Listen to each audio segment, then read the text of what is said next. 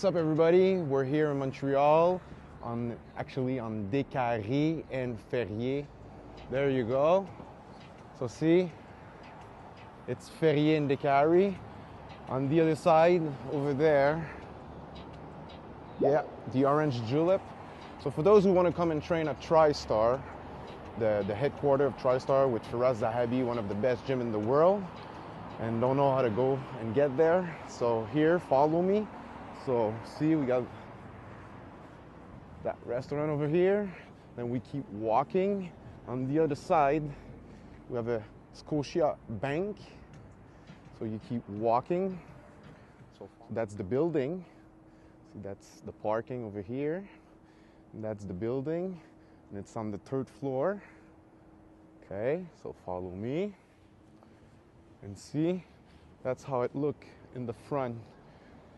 5275, that's the main entrance for the Tristar. It's on the 3rd floor. Okay, so come with me inside and I'll show you how it look in the Tristar gym. All right, let's have fun.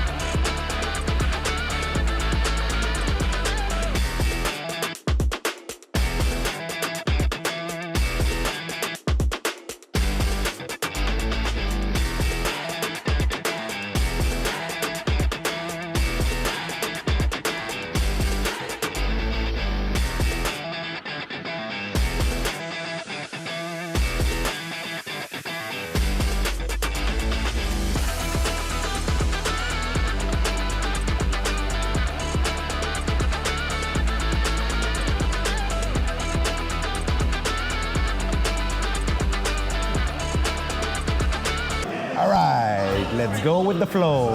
I'm here with Firas Zahabi, my coach, my mentor in MMA. And today, he'll show us with the stability ball, an exercise that will change your MMA games or jiu-jitsu games. Okay guys, I'm gonna show you one of my favorite exercises, okay? If you do jiu-jitsu, you gotta learn this exercise. This is what keeps your knees healthy. In jiu-jitsu, you need a lot of stability, okay? Because when you're fighting, your knees, guys, I've seen so many people's knees break. When you're fighting, you need to have very strong adductors and abductors. You need to have very strong stabilizers, okay? I've been doing this type of exercise for 20 years. I never seriously injured my knee, never, okay? From here, I hang out on the ball just like this. This is progression number 1, okay? You should learn how to hang out on the ball. For me, it's not too difficult because I've been doing this for years. But when you do this for the first time, this can be hard.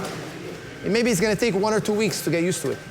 After that, we work 1 foot on the ball, see? We work both sides. Again, this is gonna take 1 or 2 weeks to get comfortable. And then after that, we get up standing. After a while, we can work our way to standing. Again, this takes another 2 or 3 weeks of practice. From here, guys, I like to squat. Nice and relaxed, see? Nice and relaxed. Today, the ball's a little slippery. I just wrestled, so it's a bit slippery. But look, now I'm activating the stabilizers on my legs. You can see that the stabilizers on my legs, if you were touching my legs now, you'd feel they're really locking onto the ball. My stabilizers are hyperactive right now. Hyperactivated, I should say. Now I squat down, I hang out in this Spider-Man position here. I just hang out. This is gonna work my hips. It's gonna loosen up my hips. In this position, I find myself like this in grappling all the time. I need my hips to be very flexible and strong and very stable. There's a lot of exercises I like to do on the ball. This is just one of the progressions that I really like. From here, I practice standing. The ball's a bit slippery though. You're gonna have to flip it around. All right, so I never did that before. Yeah, this is not easy to tell you. This is very advanced stuff. So first I go with my knees? Yeah, on your knees. I'm gonna help you out here. Okay. Yeah, here, you just hang out here, just hang out. Yeah, careful, careful. See, I feel like I'm losing you, see? Not easy, guys, because you're gonna really activate the stabilizers. Okay. When your stabilizers get stronger, you'll be able to control that ball. Okay? Whenever you're passing the guard, you see, you're surfing on top of your opponent. It's like you're surfing on the ball. Now the abductors and the adductors are being hyperflexed here. And not using the hand? You could put your hand on the ball just to stabilize a bit. Okay. And eventually, not today maybe, but you'll stand on the ball. Okay, I'll try though. So one foot first. One foot first. Take your time. This ball is a little bit deflated. Yesterday we were working with it. Hold on. Okay, so like this. Try this one here, maybe, because we gotta, guys. Yes, it's not bad. Try this one here. Maybe this one's. Yesterday we were working out with these balls, and how does it feel? Maybe a little bit better, but you know, I'm a beginner. I'm a white belt at that. Guys, you do this after rolling. After rolling, you do this for a few minutes. You don't do too much, a little bit every day, and eventually your legs, you're gonna see an increase in leg control. So you're gonna have more control over your legs over time. That's not bad, that's pretty good. Now from here, we kind of bounce slowly and come up. Okay. Yeah, create a bounce, use your hands. And whoop, whoop, whoop, whoop. Not bad, not bad. Okay. Not bad.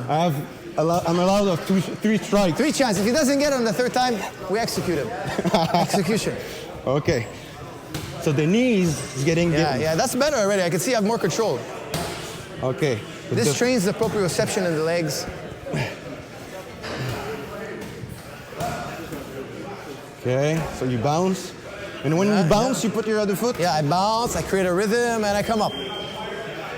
Yep. Not bad, not bad. 2nd strike. Not bad, not bad. One more, and we're gonna have an execution.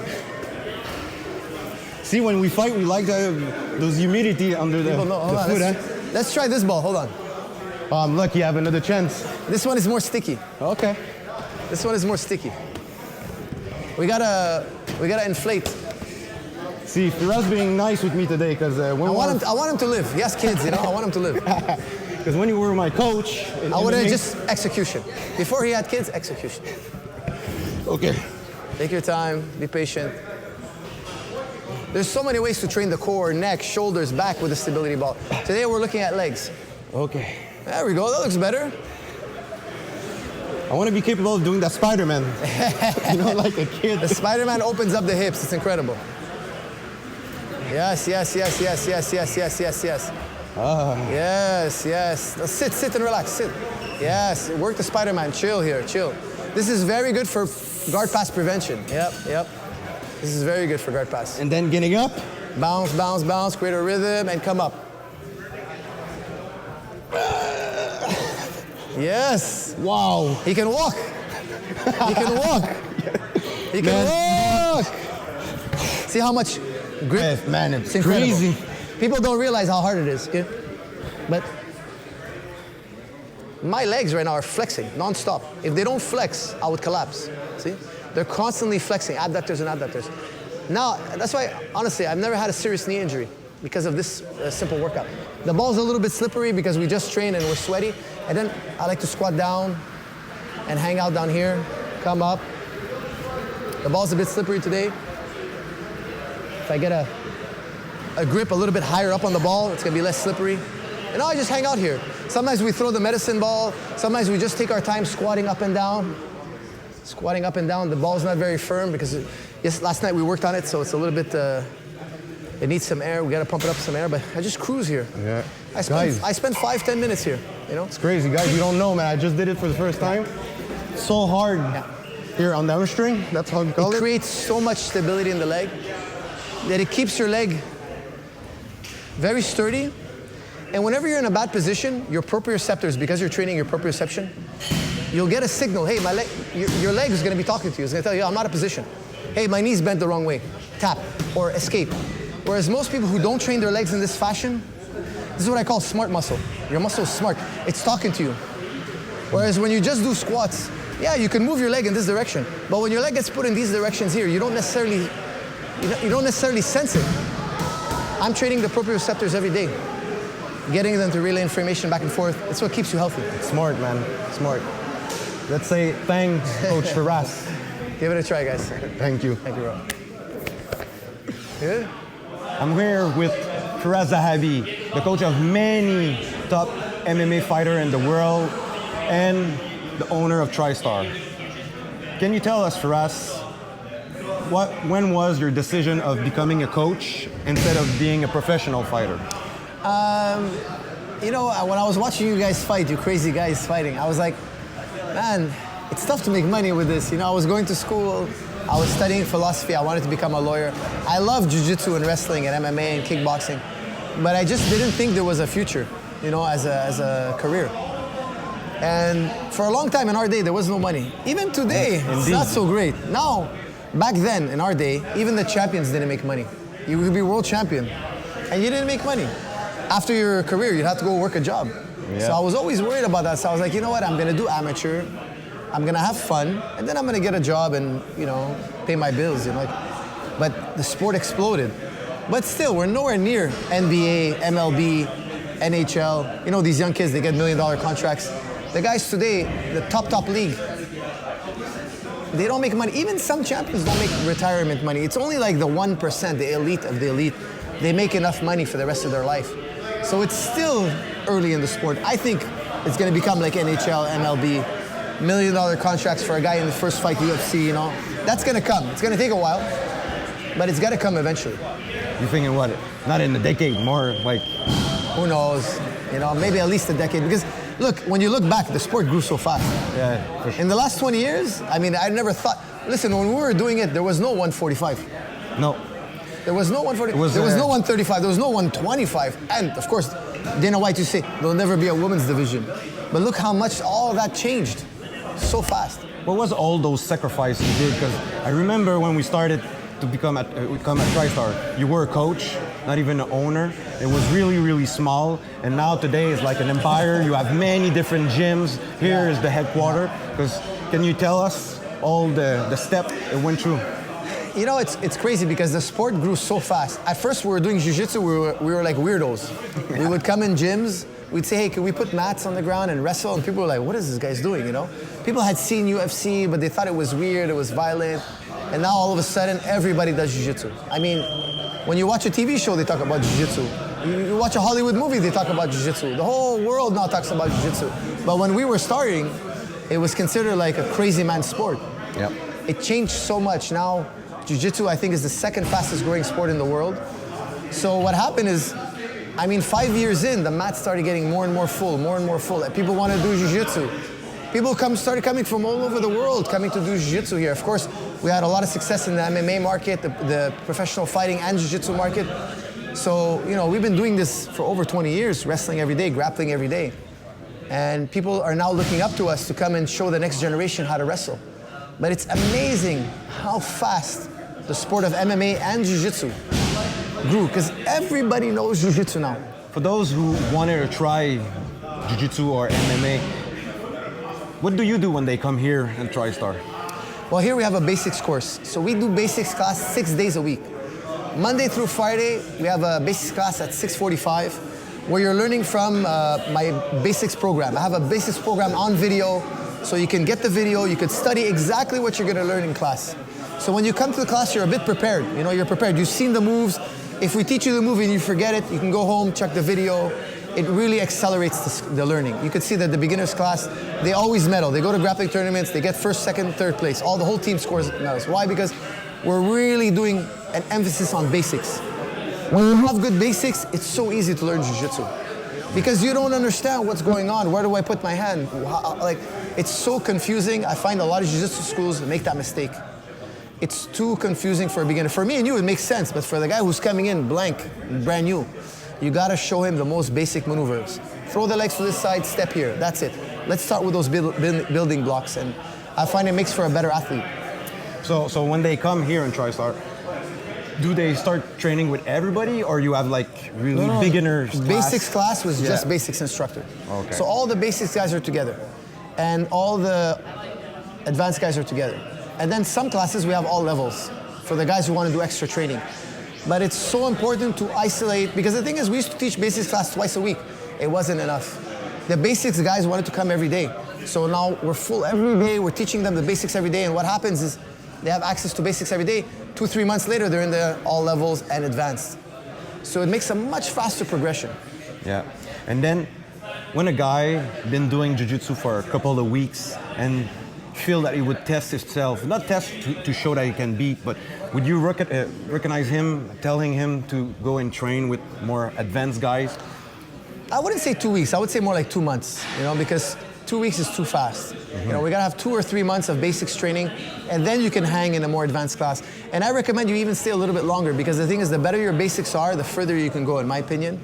The basics are so important, because what does the word basic means? It means these moves work at all levels. Yeah. So armbar, triangle, omoplata, pendulum sweep, toreando pass, knee slide pass. You're gonna learn these moves again and again for 20 years, but these are the core movements of these attacks. When you skip steps, it takes longer to get good. The guys who skip the basics, sometimes the guys sneak out of the basics, they go to advanced. I think I tell them, you're making it harder for you to learn and harder for me to teach, and you're taking longer to improve. It's ego, No, I'm advanced already. Guys, none of us started advanced. When GSP came in here, he wasn't advanced. When Muhammad Ali started boxing, he wasn't advanced. You take the basics. Think about when you learn how to read and write. Would you go and learn advanced literature? No, you gotta learn A, B, C, and then when you write later on, you write A the way you write it, But it's still the letter A. Yeah. The guy who skips the basics, he's always trying to understand, and it's so confusing. It's all ego. We gotta start with the basics. Before you become a superstar, you gotta start with the basics. And that's why everybody who walks in here started white belt. Even the biggest superstars. Of course. They started as beginner, and you need to remember the times where you used to get your ass kicked. I always tell people, people, they come in the gym, they get their ass kicked, and they're like sad about it. I'm like, guys, you think I didn't get my ass kicked? Think I came in here and I was, no, I got my ass kicked many times. Now, okay, we were training 20 years. We're doing the ass kicking now, but you have to start from the hard part, Started from the bottom. Before you get to the top, you start at the bottom. So it's so important. Shortcuts are a myth, You got to do the work. There you go. So hear it from the coach. All right, and then what would be the difference for those really high caliber, or even like those well-known MMA fighters when they come here? How you take care of them? I would say, first off is consistency. Train consistently. After you get into a rhythm of training consistently, now it's time to train with a goal. You come to practice with a goal.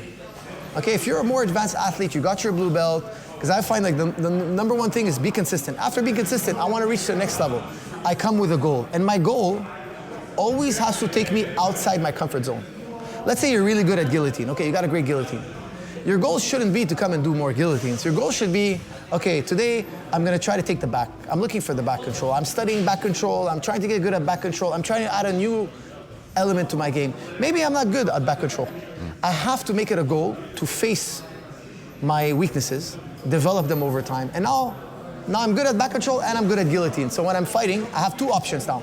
Okay, I come into the gym now, the next 3 months, I'm looking for scoring single legs, duck under. I'm trying to improve my wrestling. Maybe I neglected my wrestling a bit. I have a good guillotine, I have a good back control. Now it's time for me to go outside my comfort zone, identify my weaknesses, and try to work outside my comfort zone. You start coming to practice regularly. After that, let's go to the next level of improvement. For professionals, I start looking to give them a goal. Sometimes I got guys, they're really good on top, but they're not good on the bottom. I tell them, start today on the bottom. Oh, well, I get tired of, start today on the bottom. Yeah. We got to develop your bottom. Okay, I'm not comfortable doing it. When you're outside your comfort zone, you know you're improving. You know you're working to improvement. If that place of discomfort, you find comfort eventually, you've improved. Yeah. Sometimes you get in a routine. But one day you go in a tournament, the guy takes you out of that safety zone. Now you're in trouble. Now you're going to get tired. Now you're going to make mistakes. You got to get good at one thing at a time. And when you're good at something, try to find something else you're uncomfortable with. And then you recycle. You start the whole cycle all over again. It's a life journey. It never ends. And for instance, St. Pierre is really good at double legs. He's very good on top. I make him start on the bottom. He's very good on the bottom. When he fought Johnny Hendricks, when he put him on his back, George immediately went to an arm drag and got off his back. He was ready. He never really got put on his back in his career too often. And when he did get put on his back, he was ready. Imagine we had neglected his bottom game. He could have lost that entire round. He could have lost that fight. He could have got fatigued. It's so crucial that after you've started training regularly to start finding goals. You come in the practice room with a goal. Don't just come and work hard. Working hard is good. Working consistent is good. But a higher level of practice is working with a precise goal in mind. Look, you know you got good technique when you're tired or you're wrestling a bigger guy and the technique still works. That makes sense. But if the only guys I could beat are the guys my size or smaller, my technique's not so great. You know what I mean? Yeah. Because technique is so important. But also, I never say that strength and athleticism doesn't count. Yes, size, strength, athleticism count. But technique is also very important. It helps mitigate the differences between our athleticism and power and strength and size. And then to help, now we've been talking for those young guys to start training, those guys who compete already. And then what would be about those guys like us who have family and want to keep training, but have those family and have work? So how do you do? Because you coach, you're the owner of Tristar, you have your family.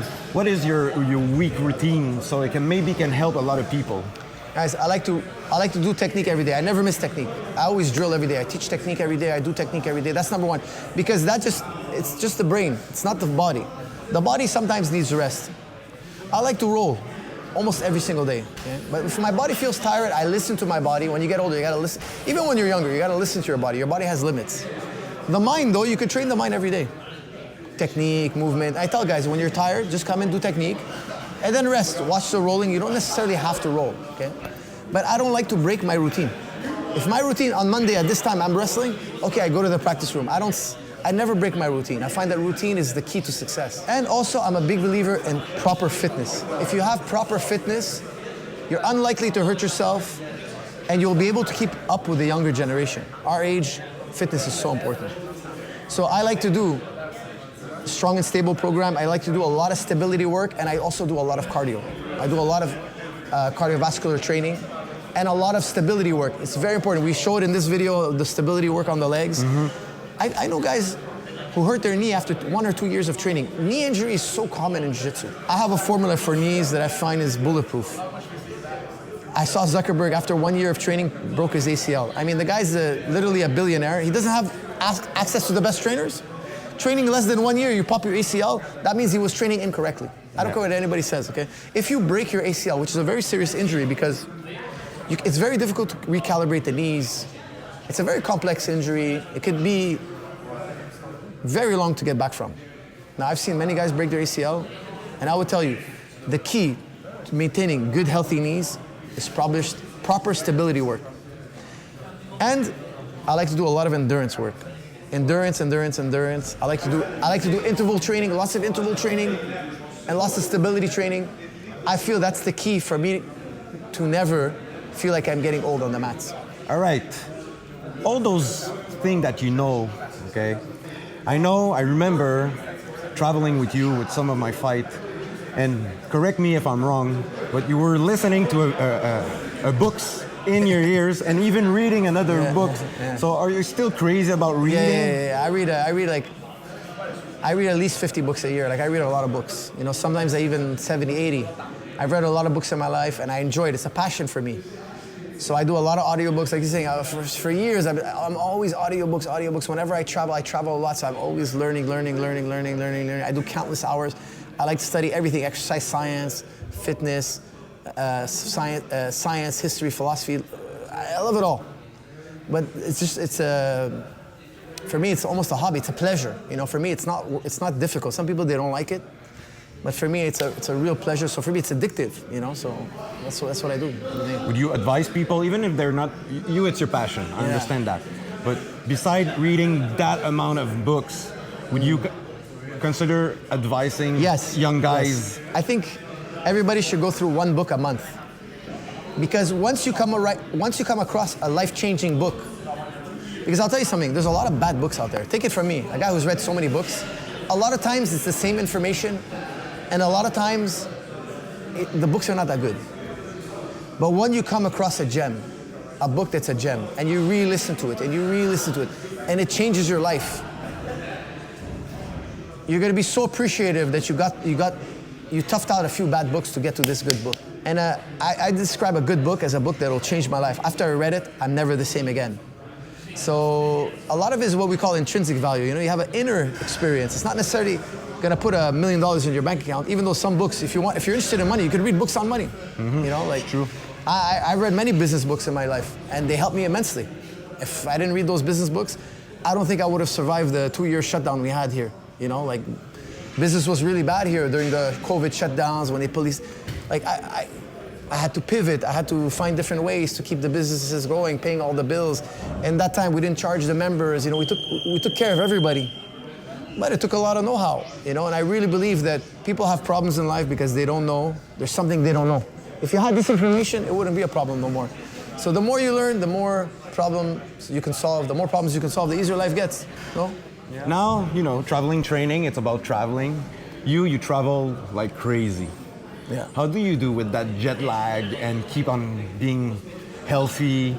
Explain us how many times you travel because of maybe even vacation, even taking care of fighter. Yeah. I travel, I would say, like 20 trips a year. It's a lot of travel.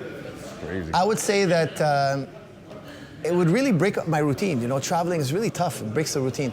But lately I've been now doing my cardio session no matter what. Because when I land in a city, there's nobody to roll with. The fighter's cutting weight, so he's not training. Sometimes there's another trainer for me to roll with. Sometimes there isn't. Sometimes there's somebody to work with. Sometimes there isn't, you know. So now I made it a staple now that when I travel, I do my cardio routine. Whether it's a run, bike, roll, whatever. I got to keep the cardio routine, whether it's kettlebell, some kind of conditioning.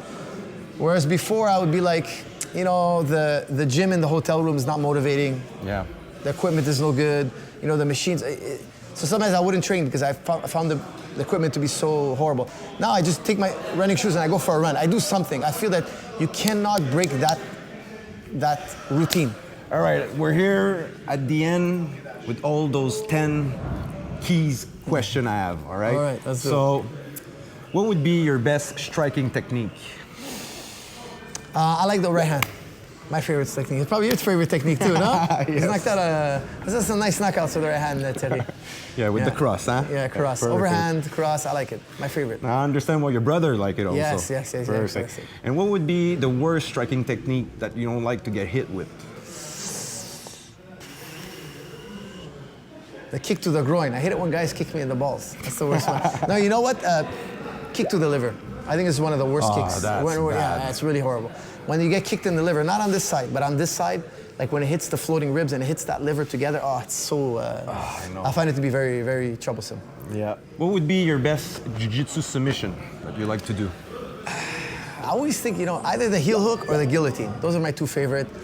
I love those two. Pretty much equally, guillotine and heel hook. And then what would be the worst jiu-jitsu submission to get cut in for you? I'm always scared of heel hooks because I don't want to get injured on the knee. You know, when you get choked, you could always tap and there's no injury. But the joint lock that I most fear is heel hook.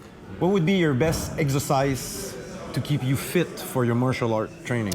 I love running. Sprinting is the best exercise. If I had to choose one exercise, it would be sprinting. Because of the weather we have here, it's so cold in the winter, I like airdyne. Airdyne is my second favorite, but sprinting is so important. It will give you power, explosiveness, strength, cardio. It hits so many of the things a fighter needs, a grappler needs. And it'll keep you slim and trim. It releases growth hormones. It'll make you muscular. I really also like the airdyne because it's very easy on the knees and the joints. There's no eccentric load, so you won't get sore. I really, really like airdyne. I also really like rowing. If I had to choose one exercise, the one exercise that does it all is sprinting. What would be your favorite meal? My favorite meal, that's a tough one. That's a really tough one. You know what? I really like spaghetti and meatballs. Yeah? I'm a simple man. But my favorite meal is steak and potatoes. Steak and potatoes, my favorite meal. And then what would be your pre-workout meals? Pre-workout meal, I like oatmeal or toast. I do peanut butter and jelly toast because I don't like fats in the morning. I don't want too much fats. Sometimes when I'm not training hard, I'll take toast and eggs. But if let's say it's a hard training, I don't like to have too much eggs. It depends how many hours I have, you know, before. After training, I go more proteins and fats. But before training, I carb up. Because the more you carb up, the more you can train, you know. So in the morning, I do usually oatmeal. It's very easy to digest. Or I'll do bagel, or I'll do toast with peanut butter and jelly.